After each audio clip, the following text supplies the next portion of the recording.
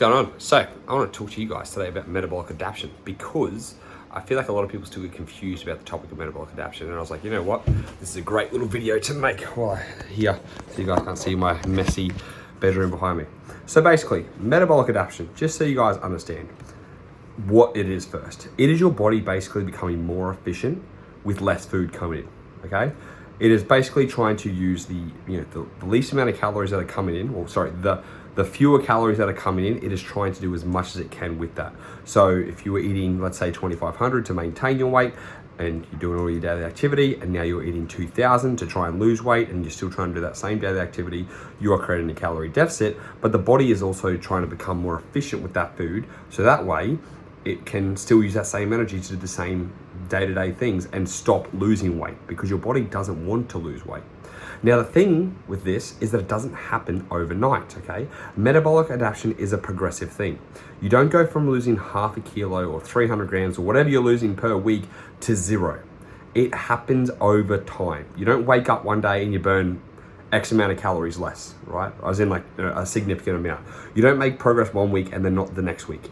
It will be a progressive thing that the longer you're in a deficit, the weeks go on, the more you will adapt, which is why we have to make calorie adjustments, but you don't have to make calorie adjustments every 1 or 2 weeks. Usually, within the first 3 to 4 weeks, you're not gonna have to make any adjustments at all, right? Some people, everyone's genetics are different, so some people will adapt quicker than others, but it's not a night and day thing, or it's not a week to week thing, okay?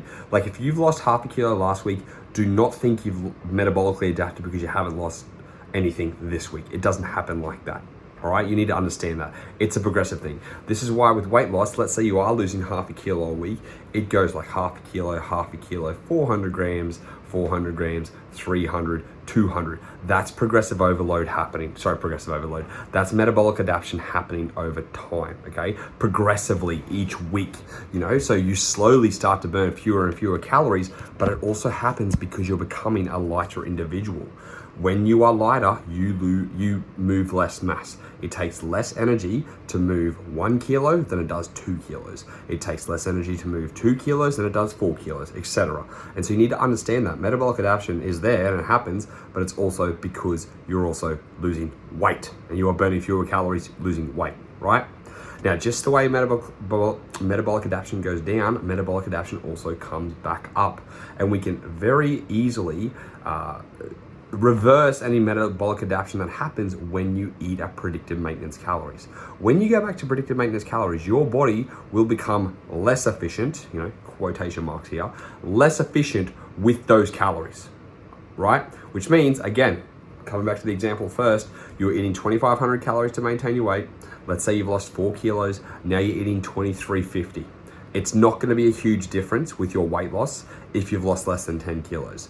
The amount of calories you need in order to require your new body weight, if it's less than 10 kilos, isn't going to be a significant difference. Again, 3 to 4 kilos, hardly anything, which is great because it means you can maintain your lighter weight, which a lot of you only need to lose a few kilos, with basically nearly the same amount of maintenance calories. When you go back up to predicted maintenance calories, your body will adapt upwards. So this is great because, again, it's going from more efficient to less efficient when you eat more calories. And that's why we want to get out of a diet as soon as possible and give you predicted maintenance calories so your body will actually metabolically adapt to that new amount of calories, right? It'll start to burn excess energy off just as body heat. It'll start for you to fidget again and do all your things that may require more energy that you stopped doing while you were dieting, and you will then be able to maintain your weight with that new amount of calories because you metabolically adapted back up, okay? So don't think of this as like a negative thing because it works both ways again, right? And that's just natural. Some of you will metabolically adapt faster on the way down, okay? That's normal, but it's not gonna be a weak thing. I'm telling you right now, even if you have a very, if you're someone who does adapt quite quickly, it's not within a week, right? You don't go, like losing half a kilo a week to not losing anything a week is about a 550 to 600 calorie deficit. Your body will not stop burning, will not stop burning 600 calories over a week. It'll not just be like, all right, 600 calories less a day we're burning. No, it doesn't happen. It takes time.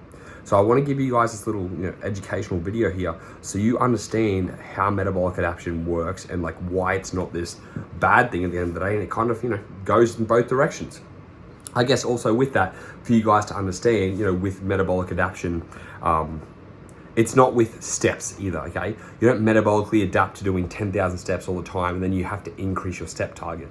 Or the same thing with cardio. You don't metabolically adapt and become more efficient with cardio. A lot of people confuse these things and think that you're gonna burn fewer calories when you start to do cardio. You're like, oh, I was burning this amount, now I'm burning this amount. No. You become more efficient as you get better at cardio, but as you become more efficient, you're able to push yourself harder, you're able to increase your fitness and go for longer, you're able to put more power into that activity, which actually allows you to most likely burn more calories, not fewer calories. And this is a very big misconception, because if this is the case, marathon runners running 42 Ks, let's say they're burning ridiculous amounts of calories, they're not going to go from burning, let's say, a 1,500 calorie run to a 500 calorie run because they've metabolically adapted their exercise or they've become so efficient with their exercise. No way. They may go from when they first start off burning, 1,700 down to 1,500, but now they can get that distance in at a quicker amount of time. They can keep their heart rate higher for a longer period of time. They've increased their VO2 max overall. There's all these things with cardio that happen, and it's not that you're gonna burn fewer calories doing cardio, okay? Like, not a significant amount where you're like, okay, I was doing 30 minutes, now that has to turn to 45 minutes. It doesn't happen like that. We know from the literature, it doesn't happen like that, right? And again, it's typical to see, we carry over research not research, that's wrong, that's incorrect. We carry over things that people do in the fitness industry, bodybuilders and stuff like that, and put it into Gen Pop. Because someone's increasing their cardio every few weeks while they're dieting for a show, you think you need to do that because you're gonna adapt. It doesn't. The reason they're doing that is because of their prolonged deficit, but also, again, metabolic adaptation from their daily life. They have to increase that calorie output by doing longer cardio. If they're doing 30 minutes on the Stairmaster, because everyone loves the Stairmaster, right? You don't go from doing 30 minutes and burning, let's say, 400 calories to doing 30 minutes and burning 150 or 200 calories. Your body does not become that good, right? Because guess what? Again, that same, when you first start doing that stepper at 30 minutes, you might be only on level 6 or whatever it is. I don't know the levels, I hate the Stepmaster. But now you're on level 12, right? So you basically become more efficient, you become better and fitter at the exercise, but you're on a higher level, which is pushing you harder, all right? And guess what? You can know this by your heart rate. If you keep your heart rate at a certain level, there's no certain level, but if you're doing cardio and every time you go in, you're doing 145 beats per minute of cardio, you're doing cardio, your heart rate is at 145 beats per minute, and you do that every week, and it's at 145 beats per minute, you are gonna burn the same amount of calories, okay? But guess what? It becomes harder to keep that same heart rate as you get fitter. So then you have to push harder. It's not because you've adapted to burning less calories because whatever they say it is, it's cardio, you gotta change it. It's just because your fitness has improved, If you always stay at a light jog, and that jog was hard at first, and let's say you were doing a 7-minute K, and you're still doing a 7-minute K, yeah, you're probably gonna burn less energy because your fitness has improved, and a 7-minute K is like a breeze now, which you could actually be doing a 5-minute K, but you're still cruising along on a 7-minute K. That's your issue. It's because you're keeping the same level of same intensity, even though your fitness has increased, right?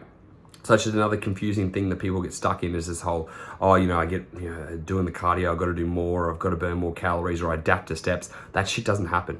Metabolic adaptation is basically our body being more efficient, like I said, with the calories that are coming in, but also daily activities. Like you will fidget less. You may unconsciously do less things around the house. You might lay down more, That's what metabolic adaptation is. You don't walk 10,000 steps and then your body becomes so good that you burn fewer calories burning 10,000 steps.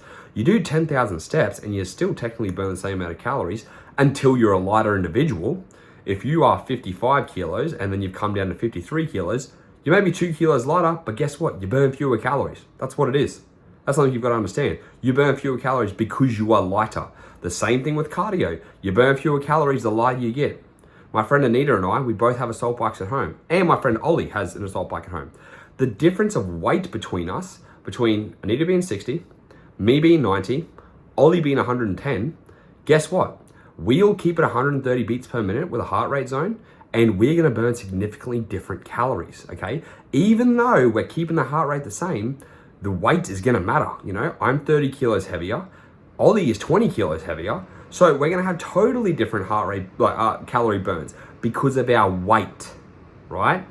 And also, a bigger person can push more power at the end of the day, which means he may be having the same type of heart rate, but he's also having a bigger power output because of his weight, okay? So don't get confused with this metabolic adaptation, thinking that it's like this thing that affects everything in your life, or that it's gonna, you're gonna not see results after 1 week. It is a time thing, okay? And it doesn't apply to things like steps or your cardio or your weight training. That's not metabolic adaptation. That is you getting lighter or sandbagging and basically doing the same type of stuff, even though you are fitter and could be pushing harder, all right? So remember, with metabolic adaptation, it happens. It's slow trajectory on the way down, and also a trajectory on the way up based on whether you're dieting or whether you're going back to maintenance. And the good thing about this is when you go back to predicted maintenance calories, instead of wasting your time reverse dieting, you go straight back to your predicted maintenance calories and you'll metabolically adapt up very quickly. Hope that helped. If you guys have any questions, as always, hit me up on Instagram @TysonTheTrainer with 2 R's. And until next time, speak to you guys then.